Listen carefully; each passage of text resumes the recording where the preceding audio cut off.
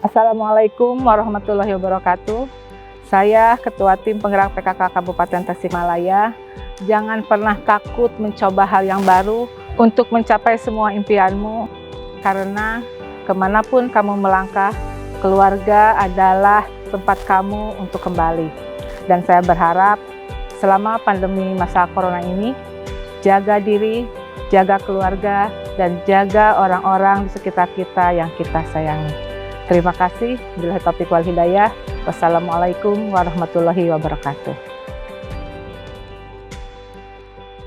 Saya sebagai ibu punya cara atau pola asuh untuk mendidik anak. Nah, yang saya pakai kebetulan dikombinasi, tapi yang sering saya pakai menurut Ali bin Abu Thalib, jadikan anak kita raja atau ratu dikala dia usia 0-5 tahun. Jadikan anak kita tahanan atau tentara ketika anak kita usia 6-12 tahun. Dan jadikan anak kita sahabat ketika anak kita usia 12 sampai sebelum menikah atau sampai 18 tahun. Assalamualaikum warahmatullahi wabarakatuh. Saya Rita Novita, sebagai kader Pokja 1 PKK Kecamatan Cisayong. Profesi saya sebagai perias pengantin sekaligus ibu rumah tangga dari 2 orang anak.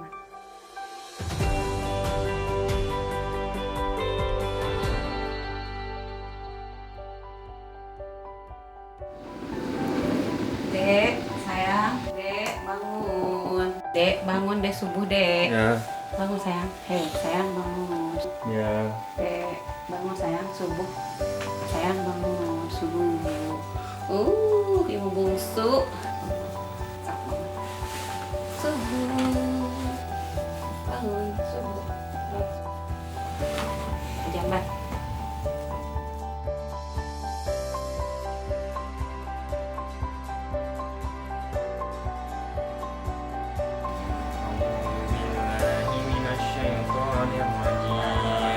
Fabi'ayyi ala'i rabbikuma tukadziban wa aqimul wazna bil qisti wa la tukhsirul mizan. Shadaqallahul azim. Saya ibu dari 2 orang anak, alhamdulillah sudah remaja. Yang pertama, anak saya yang pertama, Fikri Fauji Firdaus Bahtiar. Sekarang sudah lulus dari SMA dan alhamdulillah bekerja di salah satu perusahaan swasta di bidang manufaktur berskala internasional.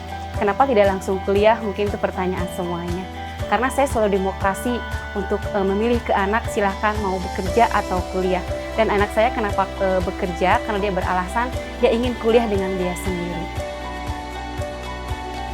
Jangan lupa kalau misalnya mau olahraga di luar, untuk malam pakai masker, 3M, memakai masker, menjaga jarak, mencuci tangan pakai sabun.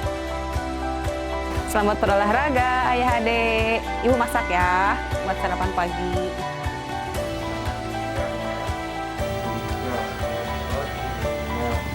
2, 3, 4, 5, 6, 7, 8. Oke dek, lari dek.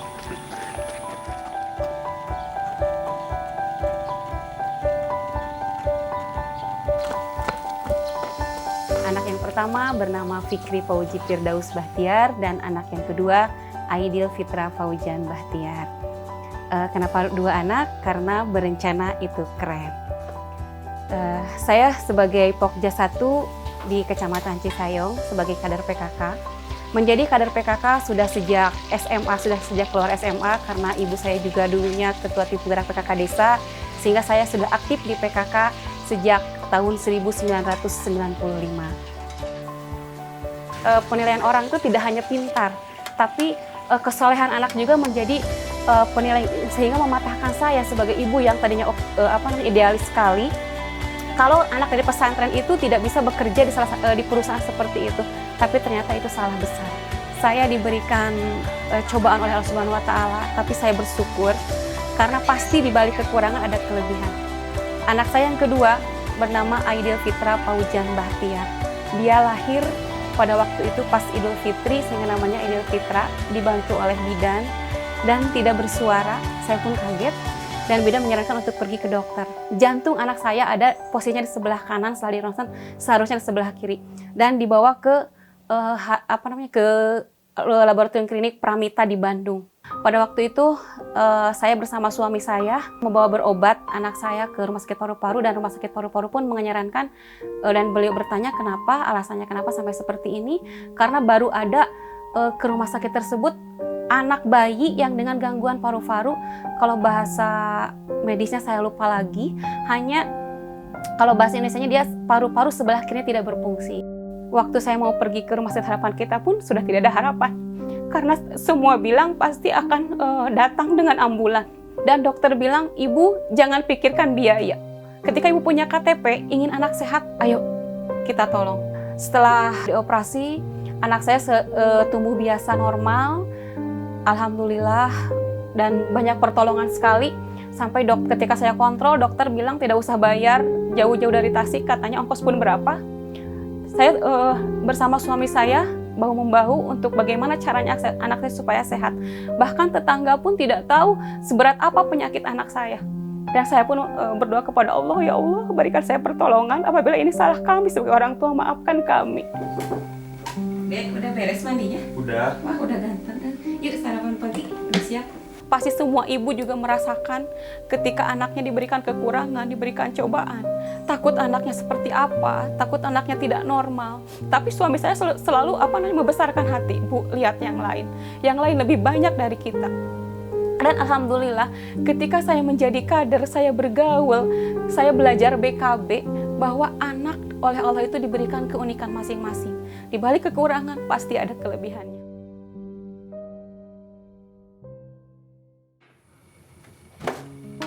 Alhamdulillah sekali saya punya suami yang penyabar, suami yang pengertian. Kita bersama-sama mengurus anak, karena saya juga pernah membaca bagaimana 9 langkah menjadi orang tua hebat, di mana peran ayah sangat besar sekali terhadap tumbuh kembang anak. Jadi kita di rumah juga berbagi peran, tidak ada istilahnya karena dia suami hanya mencari pekerjaan, karena saya istri hanya menjadi ibu rumah tangga, tapi kita sama-sama mendidik anak. Karena saya tahu ada pola asuh ramah otak, di mana kalau anak diberikan kasih sayang, sel-sel organ-organ positif, organ saraf-sarafnya itu akan tumbuh, hormon-hormon cintanya itu akan tumbuh. Saya sebagai ibu punya cara atau pola asuh untuk mendidik anak. Saya banyak sekali baca buku. Kalau menurut BKKBN, cara mengasuh anak itu ada permisif, otoriter, demokrasi, abaikan. Terus juga kalau ada yang namanya pola asuh anak ramah otak. Ada lagi pola asuh anak dengan penuh cinta dan kasih sayang. Nah, yang saya pakai kebetulan dikombinasi, tapi yang sering saya pakai menurut Ali bin Abu Thalib, jadikan anak kita raja atau ratu dikala dia usia 0-5 tahun. Jadikan anak kita tahanan atau tentara ketika anak kita usia 6-12 tahun. Dan jadikan anak kita sahabat ketika anak kita usia 12 sampai sebelum menikah atau sampai 18 tahun. Pola asuh yang penuh kasih sayang tapi ada disiplin dan komunikasi. Ketika anak saya berusia 6-12 tahun, saya jadikan tentara, artinya disiplin. Ketika waktunya sholat, saya suruh sholat. Ketika waktunya ngaji, saya suruh ngaji. Dan di usia sekarang, di usia 12 sampai 18 tahun, di masa remaja, saya jadikan dia sahabat. Saya ajak bercerita bagaimana tentang di sekolah, keinginannya. Dan saya adalah orang tua yang tidak pernah memaksakan kemana anak saya mau sekolah. Dia itu hanya memerlukan perhatian sebenarnya. Dengan cara memeluk anak, saya melakukannya 6 kali setiap hari. Pertama, ketika dia bangun tidur, selalu saya peluk. Ketika dia mau ke sekolah, selalu saya peluk. Ketika dia pulang sekolah, selalu saya peluk. Ketika dia mau berangkat mengaji, saya peluk. Ketika dia mau setelah belajar, saya peluk. Istilahnya kasih apresiasi, kasih pujian. Dan sebelum tidur selalu saya peluk. Karena saya orang kampung, di sini masih ada yang namanya mainan anak tradisional seperti engkrang. Ternyata dari semua mainan tradisional itu banyak yang bisa kita ambil, terutama filosofi tentang kehidupan. Dan kami pun tidak putus komunikasi karena selalu video call. Jadi kami dengan anak itu tidak ada benang merah yang memisahkan. Dengan adanya masa pandemi ini membuat kita dengan keluarga itu menjadi dekat. Saya ingin mendidik anak saya supaya mereka menjadi anak yang soleh, bukan anak yang pintar. Saya punya prinsip, soleh itu wajib, kaya itu bonus. Soleh itu wajib, pintar itu bonus.